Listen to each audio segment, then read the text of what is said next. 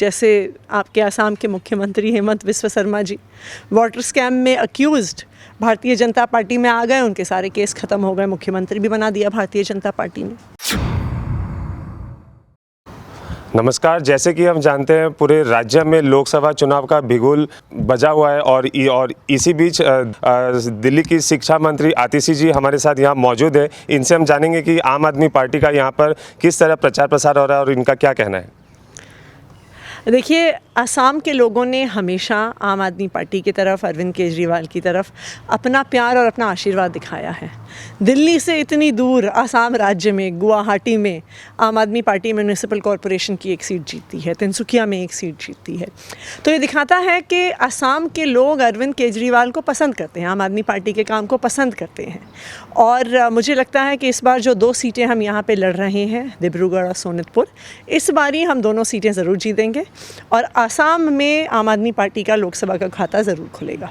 लेकिन इसी बीच केंद्रीय मंत्री और एक तरफ जातीयतावाद असम जातीय परिषद के 2 उम्मीदवार भी खड़े हैं, तो इस पर आम आदमी पार्टी का किस तरह? देखिए, ये तो साफ़ ही हो गया कि यहाँ पे केंद्रीय मंत्री यहाँ से एमपी थे, लेकिन भारतीय जनता पार्टी को उनका टिकट काटना पड़ा। क्यों? वो मान रहे हैं ना कि उनके एमपी काम नहीं करते, और भारतीय जनता पार्टी हर बार यही करती है। वो किसी को भी एमपी की तरह खड़ा कर देती है, कैंडिडेट की तरह खड़ा कर देती है, वो चुनाव जीत जाते हैं, 5 साल कोई काम नहीं करते, फिर वो आके कहते हैं नहीं ये कैंडिडेट ख़राब था, इसको बदल दो, ये कैंडिडेट ख़राब था, इसको बदल दो। भैया, भारतीय जनता पार्टी के सारे एमपी ऐसे हैं, कोई काम नहीं करता, एरिया के पब्लिक का कोई काम नहीं हुआ है, इसीलिए भारतीय जनता पार्टी ने अपना कैंडिडेट बदला है।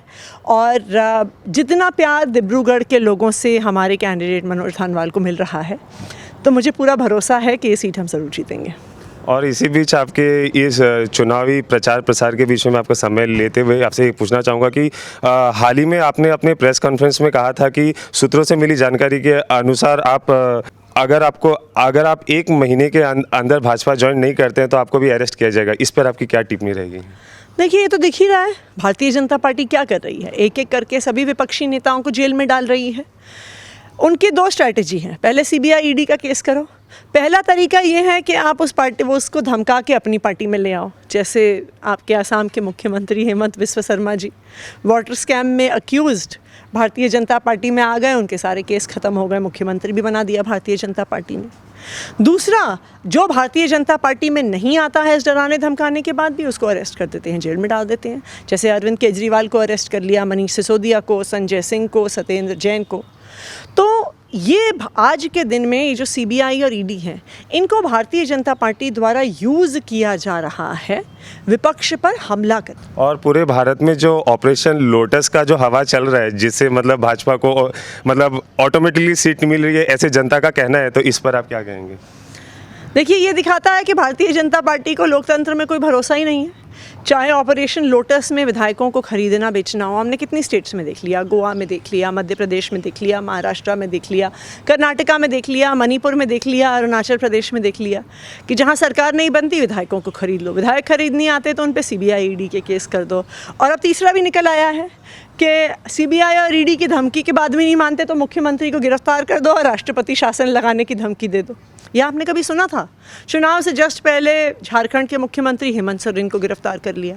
चुनाव की घोषणा होने के बाद दिल्ली के मुख्यमंत्री अरविंद केजरीवाल को गिरफ्तार कर लिया। कांग्रेस पार्टी का बैंक अकाउंट बंद कर दिया। लेफ्ट पार्टीज़ को इनकम टैक्स नोटिस भेज रहे हैं।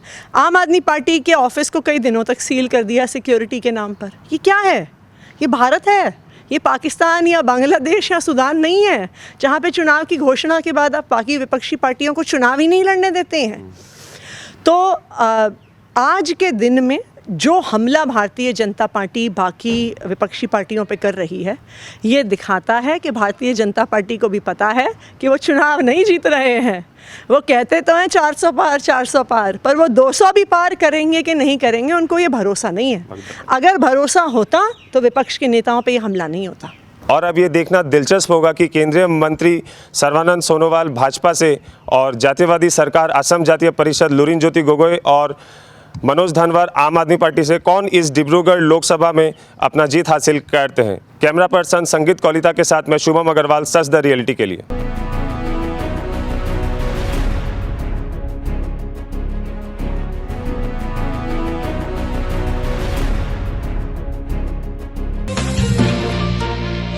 है।